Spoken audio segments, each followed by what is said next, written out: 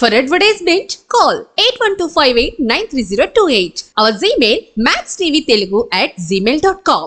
Max TV ప్రేక్షకులందరికీ నమస్కారం. తెలుగు రాష్ట్రాల్లో మ్యాక్స్ టీవీని ఆదరిస్తున్న ప్రేక్షకులందరికీ కూడా నేను అభినందిస్తా ఉన్నాను, కృతజ్ఞతలు తెలియజేస్తా ఉన్నాను. గతంలో మేము చేసిన వీడియోస్ బాగానే అందరూ ఆదరించి ఆశీర్వదించారు. మరి ఈ రోజు కూడా ఒక కొత్త టాపిక్తో మనం రోజు చూసేది జూలై నెలలో ఆషాఢ మాసంలో హైదరాబాద్లో బోనాలతో అందరూ సంతోషంగా హ్యాపీగా గడుపుతా ఉన్నారు.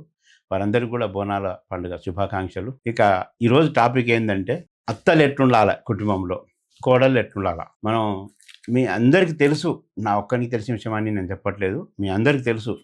కానీ కొన్ని కారణాల వల్ల, ఒక్కొక్కరు అహంకారం వల్ల, ఒక్కొక్కరు ఈగో వల్ల, కొన్ని సందర్భాల్లో అతిగా ప్రవర్తించి మన సంతోషం మనం కోల్పోతూ ఉన్నాం. ప్రతి వ్యక్తిలో ఒక్కటి ఉండాలి మనలోన స్వార్థం. ఏంటదంటే ప్రతి ఒక్కరం కూడా నేను సంతోషంగా ఉండాలి, హ్యాపీగా ఉండాలి, ఎలాంటి రోగాలు లేకుండా ఉండాలి, నా కుటుంబంతో నేను హాయిగా గడపాలని ప్రతి ఒక్కరం కోరుకుంటాం. కానీ మనం ఏం చేస్తున్నాం దానికి?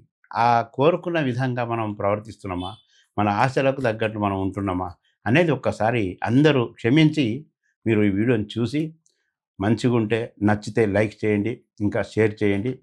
ఏదైనా ఉంటే మీరు కామెంట్స్ పెట్టండి. ఇంకోటి నా ఫోన్ నెంబర్ కూడా ఉంటుంది, దానికి మీరు కాల్ చేయొచ్చు డైరెక్ట్. నేను ఎప్పుడు కూడా కాల్ రిజెక్ట్ చేయను, ఎవరికి నేను విసిగించుకోను. కొన్ని సందర్భాల్లో నేను కోర్టులో ఉన్నా, లేకుంటే డ్రైవింగ్లో ఉన్నా, ఇంకెక్కడ మీటింగ్లో ఉన్నా ఎత్తకపోవచ్చు. తర్వాత నేను తప్పకుండా కాల్ చేస్తే, ఎవరు అన్నోన్ పర్సన్, నా చిన్నప్పటి నుంచి నేను అలవాటు నాదండి. నేను ఒక ఫుల్ టైం సోషల్ వర్కర్గా ప్రజల్లో మనం ఇంతో అంతో సహాయం చేయాలి, మంచి సలహాలు ఇవ్వాలి, అవేర్నెస్ తేవాలనే ఉద్దేశం నాది. ఆ రకంగానే పెద్ద అడ్వకేట్గా నేను ఫీల్ అవ్వట్లేదు. దయచేసి మీరు అందరూ సహకరించండి. ఇక అత్తలు ఎట్లా ఉండాలని మనం కోరుకుంటున్నాం. ఈరోజు మన కుటుంబంలో మన అబ్బాయికి పెళ్లి చేస్తాం, కోడలు వస్తుంది మాట ముచ్చట అయినప్పటి నుంచి కూడా నిజంగా చెప్పాలంటే కుటుంబంలో అందరికీ ఒక సంతోషకరమైన క్షణాలవి.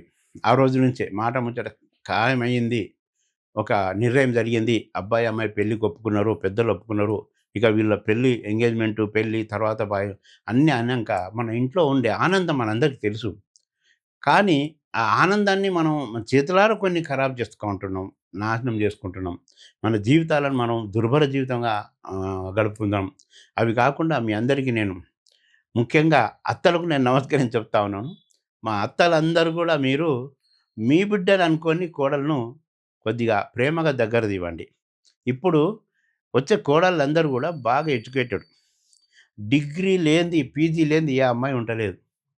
మరి ఆ అమ్మాయిని కూడా తల్లిదండ్రులు, మీ పిల్లల్ని కూడా మీరు ఎట్లా పెంచుతారో ఆ అమ్మాయిని కూడా వాళ్ళ తల్లిదండ్రులు అట్లే ప్రేమగా గారాబంగా పెంచారు. చాలామందికి నాకు తెలిసి వంటలు రావు, ముఖ్యంగా ఇంటి పని కూడా చేపియరు. గారాబంగా ఇంట్లో వాళ్ళు పని మనుషులు, ఇంకా డబ్బున్న వాళ్ళైతే ఏదో రకంగా తల్లి బాగా చేస్తూ ఉంటుంది. పిల్లలను ముట్టనీయం మనం. మన ప్రేమ అట్లా ఉంటుంది.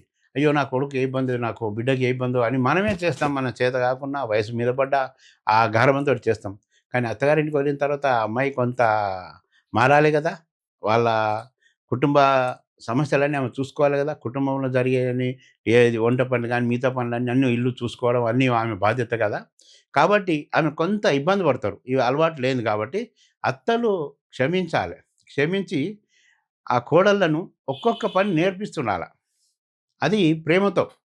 ఉంటారా అమ్మ, ఇట్లా రాబేట రామ్మా అని ఎప్పుడైతే కోడలను నువ్వు ఇంటి గృహలక్ష్మిగా నువ్వు ఎన్నుకుంటావో, నీ మనసు నిండా హృదయం అత్తమామలు, భర్త, ఆ ఇంటి వాళ్ళందరూ కూడా భావిస్తారో, ఆ ఇంటికి కోడలు మంచిగా తయారవుతుంది, మారుతుంది అన్ని విషయాల్లో కూడా. అది మార్చుకునే పద్ధతి మనది ఉంటుంది. ఇంకా కొందరు అత్తలు కానీ కోడలు కానీ చాలా దుర్మార్గంగా వాళ్ళు నడుచుకుంటారు. ఇంకా వాళ్ళ గురించి మనం మాట్లాడి వేస్ట్. మనం మంచి వాళ్ళ గురించి మాట్లాడతాం, మన సమాజం మంచి కావాలి. కానీ ఏదైనా కానీ అత్త కానీ కోడలు కానీ, నేను చెప్తా ఉంటాను కొన్ని కొన్ని మీటింగ్లలో కూడా, మంచి కుటుంబం, మంచి సమాజం మహిళకే సాధ్యం. అంటే ఇక్కడ అత్త కోడలు తలుసుకుంటే ఆ ఇల్లు బ్రహ్మాండంగా అభివృద్ధిలోకి వెళ్తుంది, బ్రహ్మాండంగా సంతోషంగా ఉంటుంది, బ్రహ్మాండంగా బంధువులు స్నేహితులు అందరూ అభినందిస్తారు, ఇతరులు కూడా ఆశీర్వదిస్తారు కుటుంబాన్ని మొత్తం. ఇది మర్చిపోవద్దని మనం చేస్తూ ఉన్నాను. అలాగే అత్త ఎంత మనం గారాబంగా నీ బిడ్డలను పెంచినా, పోషించినా, కోర్టు ఇచ్చి పెళ్ళిళ్ళు చేసినా ఇంటి గృహలక్ష్మి కాలేదు. ఎంత చదువుకున్నా, చదువు లేకపోయినా నీ కోడలు మాత్రం ఇంటి గృహలక్ష్మి అనేది మీ అత్తలందరూ గుర్తుపెట్టుకోవాలా. మనందరం కూడా పిల్లలను, అందరూ మన బిడ్డను, మన కొడుకు మనం ఎట్లా క్షమిస్తామో ఆమెను ఏదో చిన్న చిన్న పొరపాటు ఉంటే సరి చేసుకోవాలి. కానీ డైరెక్ట్ నువ్వు ఇది తప్పు అని హర్ట్ అయ్యేటట్లు, వాళ్ళ మానసికంగా వాళ్ళు దెబ్బతింటట్లు బాగా మనం కొందరు చేస్తూ ఉన్నారు. కొన్ని కేసులు వస్తూ ఉన్నాయి మా దగ్గర. దయచేసి అది చేయొద్దు, ఇంకొకటి చేయొద్దు. ఇంకొకటి, మనం అత్తమామలం కొంత వయసు మీరిన తర్వాత మనకు అండగా ఉండేది కోడలే కదా! కొడుకే కదా! మరి కొడుకు కోడలను బాధపెడితే కొడుకు కూడా బాధపడతాడు. కొన్ని సందర్భాల కొడుకు కోడల మధ్యలో గొడవలు పెడతాం. నీ కుటుంబం ఎంత విచ్ఛిన్నమవుతుంది. నీ కుటుంబంలో సంతోషం ఎంత, ఒకవేళ పిల్లలుంటే ఇంకా బాధ. ఇవన్నీ రావద్దమ్మా. మీ అందరికీ నేను మనవి చేస్తాను. ఒక సోదరునిగా మరీ రిక్వెస్ట్ చేస్తున్నాను. మీరెంత అత్తా కోడళ్ళు కలిసి ఉన్న ఇల్లు ఒక ఫ్రెండ్స్‌లాగా ఉండాలి.